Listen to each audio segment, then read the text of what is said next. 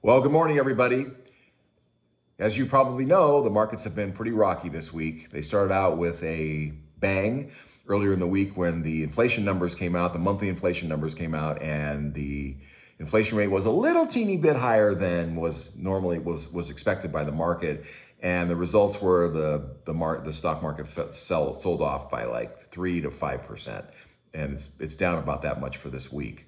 So I mean, we're seeing like little teeny changes in the inflation expectations have a gigantic effect on the markets, and that's just how the markets are right now. They're definitely overreacting. There are forces in the market that really want the Fed to stop raising interest rates, and so they react negatively when the numbers come out that show that the inflation's still not coming down like they wanted it to, like we all want it to, and the Fed's probably gonna have to tighten some more.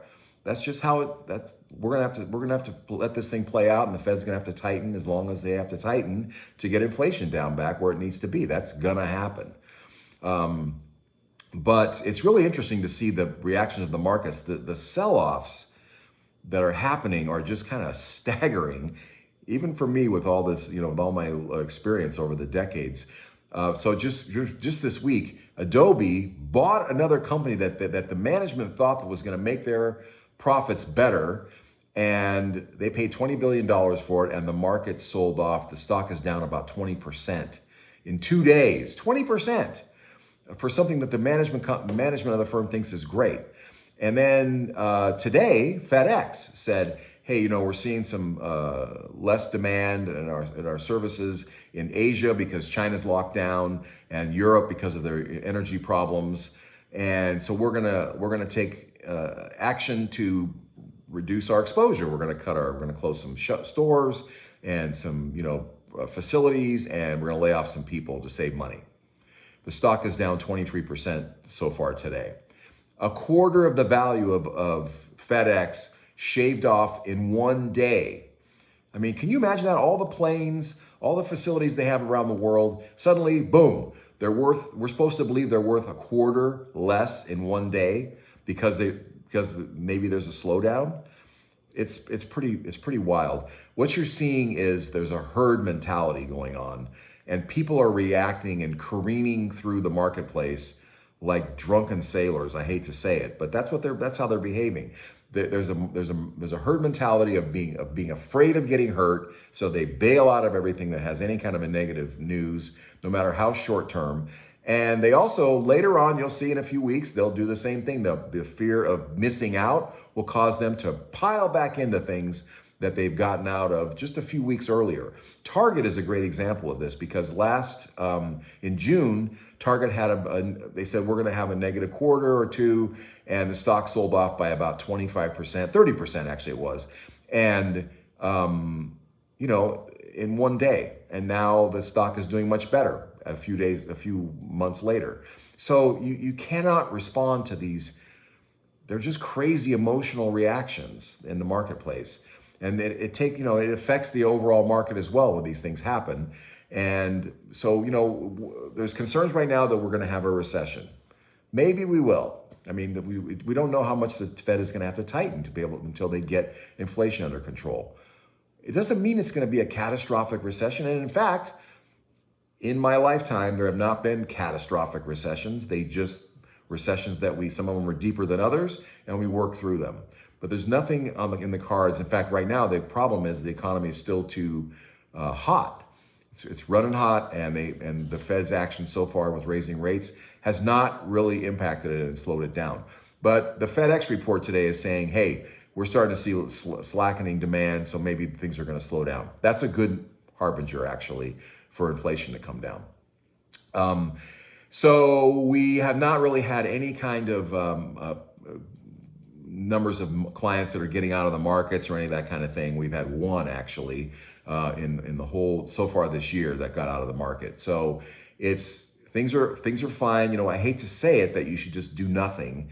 We are watching the markets for you. We're taking advantage of it when the times are right to be able to. We're harvesting tax losses for you in taxable accounts, and we're looking for opportunities to buy more stocks. One thing that is really unspoken that people are not hearing about in the marketplace right now, because the stock markets are so rocky, is T-bills.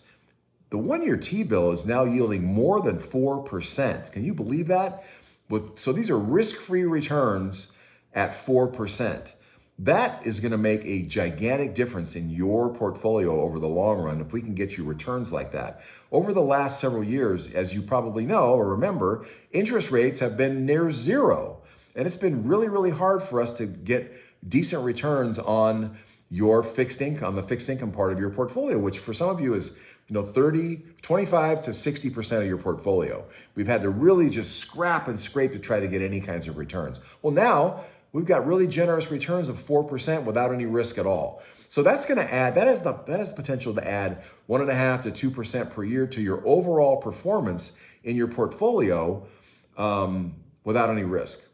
So it's going to make things a lot better. You're going to see less volatility probably going forward. You should. And you should see better, more stable returns in the future and a little bit more generous returns. So those are really good things to happen once we get through this current market malaise that's going on going forward. I don't know how long it's going to take, but I can tell you that market timing does not work. Can you think of the name of one successful market timer in history? I'll wait. No, you can't, because there aren't any. It doesn't work.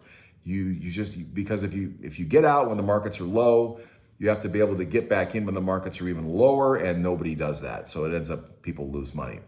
I have been in this today. This month is my marks 37 years of me being in the business, and I have seen people get out of the markets all the way along for my entire career. When the market was at 1,500, they wanted to get out. Some people did.